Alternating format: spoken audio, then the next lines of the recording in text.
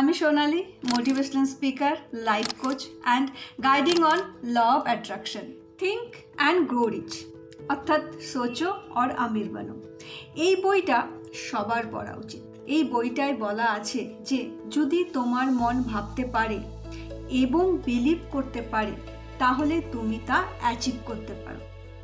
তা সে যত বড়ই ড্রিম হোক না কেন, এমনকি যদি বহুবার ফেলিওরও আসে, কিন্তু যদি তোমার মনে বিলিভ থাকে এবং তুমি যদি ইমাজিন করতে পারো তাহলে কিন্তু তা রিয়ালিটিতে আনা যায়। ম্যানিফেস্টেশন হলো রিয়েল।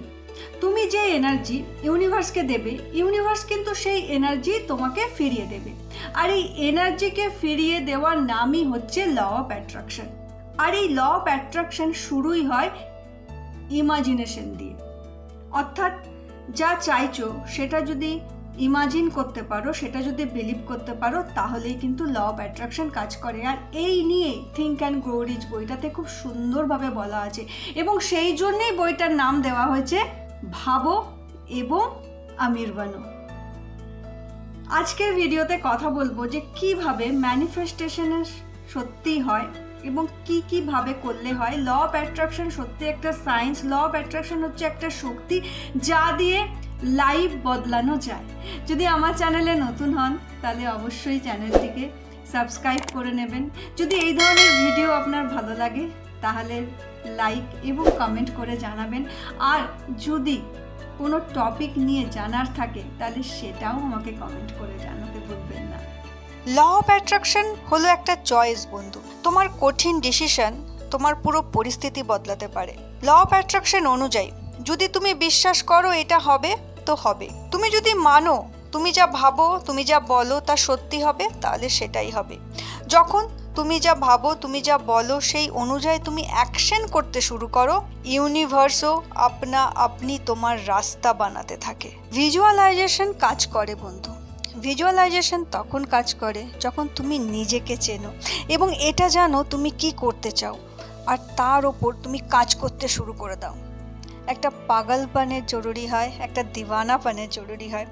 আর যখনই তোমার মধ্যে এগুলো কাজ করতে শুরু হয় তখনই কিন্তু সেই জিনিসটা ম্যানিফেস্ট হয়ে যায়।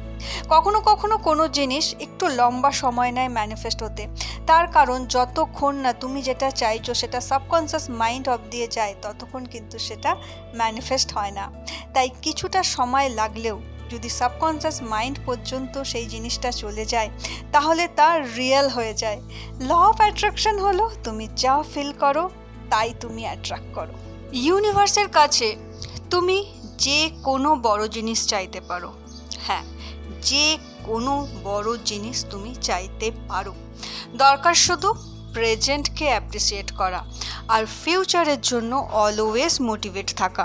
ম্যানিফেস্টেশন যা অ্যাকচুয়ালি তোমার ভেতরেই আছে। দরকার শুধু তোমার মনকে কন্ট্রোল করার শক্তি। অর্থাৎ তুমি যদি তোমার মনকে কন্ট্রোল করতে পারো, এই যে শক্তি, এই শক্তি তোমাকে অনেক কিছু দিতে পারে। যেখানে তুমি যেতে চাও, যেখানে পৌঁছাতে চাও, তুমি সব করতে পারো। শুধু নিজেকে বলা যে হ্যাঁ আমি আমার রিয়েলিটি বদলাতে চাই, আমি বড় কিছু করতে চাই এবং তার জন্য যে অ্যাকশন নেওয়া দরকার সেই অ্যাকশন নিতে আমি প্রস্তুত। নিজের ইনার ওয়ার্ল্ডকে বদলানো। আর যখনই তোমার এই ইনার ওয়ার্ল্ড বদলাতে শুরু করবে, আউটার ওয়ার্ল্ড অটোমেটিক বদলাতে থাকে। থিঙ্ক অ্যান্ড গ্রো রিচ এই বুকটা যদি পড়া হয় তাহলে এই কথাগুলো অটোমেটিক তোমরা সবাই বুঝতে পারবে।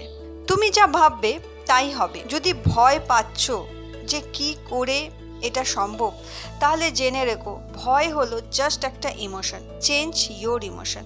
যখনই তোমার এই ইমোশনকে তুমি চেঞ্জ করবে অটোমেটিক তুমি ভয় পাওয়াও তোমার বন্ধ হয়ে যাবে। অ্যাকচুয়ালি মানুষ কি করে, বেশিরভাগ মানুষই যে কাজটা করছে সেই কাজটা তারা অন্যের স্বপ্নের জন্য করে, সেই জন্য তারা তাদের 100% দিতে পারে না, তাই বড় কিছু করতেও পারে না। যেই কাজটা করছো সেই কাজকে ভালোবাসতে শেখো। যখনই তুমি তোমার কাজের মধ্যে ভালোবাসা তৈরি করবে তুমি দেখবে অটোমেটিক সব কিছু চেঞ্জ হচ্ছে। তার কারণ তুমি কাজকে ভালোবাসছো মানে তুমি নিশ্চয়ই সেই কাজের মধ্যে কিছু গোল দেখতে পাচ্ছ। তাই নিজের কাজকে ভালোবাসো এবং নিজের গোলের ওপর কাজ করা শুরু করো। আজকের কারেন্ট রিয়েলিটি যা আছে তা মেনে নাও এবং তারপর ভাবো আমি এখান থেকে বের হতে পারি, আমি গ্রো করতে পারি, আমি আমার ড্রিম লাইফকে অ্যাট্রাক্ট করতে পারি। হ্যাঁ, আমি পারি। বড় বড় জায়গায় গিয়ে সেটা ফিল করতে পারো। যেই জায়গাটায় তুমি যেতে চাইছো সেই রকম যদি কোনো অ্যাসোসিয়েশন পাও বা কোনো জায়গায় গিয়ে যদি তোমার সেই গোলটাকে তুমি ফিল করতে পারো তো তুমি সেখানে যাও। চোখ বন্ধ করে ভিজুয়ালাইজ করো পুরো রাস্তাতে কি কি করে তুমি এন্ড রেজাল্টে যেতে পারো, তুমি সেটা ভিজুয়ালাইজ করো। অনেক কিছু হয়েছে, হ্যাঁ, তোমার সেই এন্ড রেজাল্ট যাওয়ার পথে অনেক কিছু ঘটেছে জীবনে, কিন্তু তা সত্ত্বেও তুমি থামোনি, তুমি এগিয়ে গেছো, তুমি অ্যাকশন নিয়েছো। এটা ভিজুয়ালাইজ করো।